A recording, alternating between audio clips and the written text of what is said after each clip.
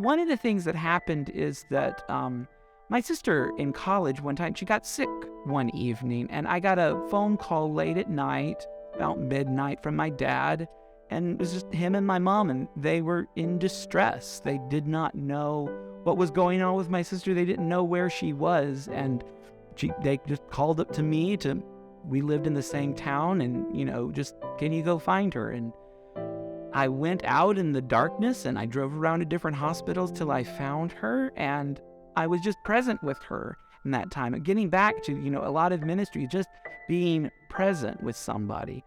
And I remember after she was released and I took her home and was, taking care of her and just waiting for my dad to drive up that day to be with her, I was thinking to myself, if I can do this, maybe I could do this with other people that I love and care about. And that was a moment for me that I realized that I had the capacity, the ability to do ministry. My name's Edwin Weber, and I'm one of the pastors at St. Mark's Lutheran Church in Spokane, Washington. There's a pathway that we take. It's not always straight, but kind of hindsight being 2020, we can see where we've been and how it's prepared us for where we are going. I worked as a bartender for a while, as a waiter, as a research assistant, just all kinds of different things. When I was working as a waiter, I was really kind of sad and kind of wasn't what I really wanted to do. It was really tough work, being run ragged, and maybe you get a good tip that night, maybe you don't, and it was hard. But what I started doing was making connections with my coworkers, people who I was discovering were deeply spiritually hungry and who wanted and needed somebody to talk to and listen to them. And I was there in that time. And in many ways, I really see that God put me there for a time to be there, to be a pastor, to be a spiritual leader in a sense, in a place, even though I wasn't called to that. I didn't have the sort of official titles. I did sort of function in that way, and I felt very fulfilled in that. Serving people, both as a waiter and as a bartender, was something kind of interesting because you are that person of hospitality. Again, some deep connections with my ministry, I'm that person who is serving, and on Sunday, I would serve communion, bread and wine, and it's not all that different to serve people food and drink too. And being that hospitable person to welcome people, to make them feel at home in a place that's not their home, was something that was interesting and exciting, and gave me energy. One of my first things I really felt passionate about was music. And when I was in high school, I really thought about how I wanted to do music. And I did work for a time as a church musician because in many ways that incorporated my sense of calling to God and a sense of desire, to do music and a passion to do that. When I was thinking about doing music, kind of what I ended up honing in on was, being a church musician, was because it sort of fulfilled both my desire to be in the church and serving God and God's people, and also my passion. In many ways, I discovered I wasn't as good of a musician as I wanted to be. I found out that I was incredibly nervous when I sat behind the organ, and I had a deep performance anxiety. One of the most stressful things about my discernment to go to seminary is I was so afraid that I would step from behind the organ and in front of the pulpit, and I would still be so anxious and have that performance anxiety. But one of the things I discovered is that it's totally different for me. And I think that really confirmed for me that my place is behind the pulpit and not on the organ bench. I grew up in South Carolina, in a place fairly rural, just sort of outside of Columbia, South Carolina. The city has grown up since I lived there. When my parents still live in the same house that I grew up in, that they built, in the 70s. They've lived there over 40 years now. South Carolina is a hot, humid place during the summer. It's a place where, a lot of people go to church. A lot of people are very, very faithful in that. But as a Lutheran, I was sort of on the outside of that. I wasn't Baptist. I wasn't going to the same type of church that, many of my friends were going to.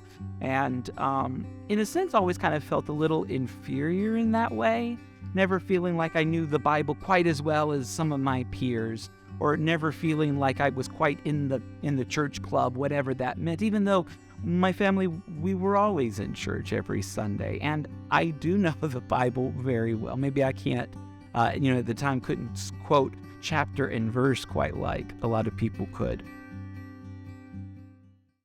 Growing up in South Carolina, being a young gay man wasn't the easiest.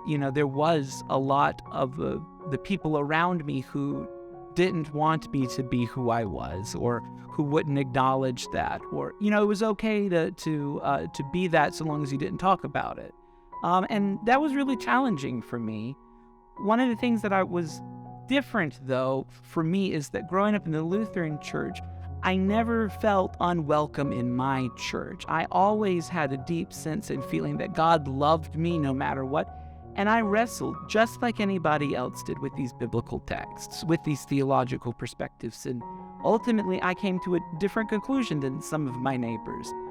The reality is, I can only ever be just myself, and living honestly as myself is what was best for me. I couldn't try to be somebody else or hide who I was, and it just breeds a whole host of insecurity. And, what I really believe is that God calls us to be ourselves, because ourselves are what can be the gift to others. And in many ways, in becoming a pastor, always feeling that love from God, even when Christians and other people weren't sharing that love with me, I can now be a voice, be a person who shares that love, that unconditional grace that God extends to everybody. Now I get to share it with other people. And I get to be that person who, I'm the gay man in the pulpit, who gets to be the kind of witness that I never got as a kid growing up. I don't feel like I wear my sexuality on my sleeve. It's just who I am. But being authentically who I am all the time demonstrates to people. It's living outside of the closet. It's living as a witness, being publicly identified, being out there in the world. That's not just about my sexuality. It's about my faith too. Because sometimes we live in places, or we're in times where being a Christian or being a person of faith isn't the most popular thing either. And we have to out ourselves and put ourselves out of that closet too, to show people what it can be, and that the voices that we hear the loudest in our society that speak of faith or religion or of the church aren't the only voices out there, whether it's talking about sexuality, whether it's talking about faith. So I try to live authentically myself all the time, and that's not just about my sexuality, it's about every aspect of who I am as a child of God.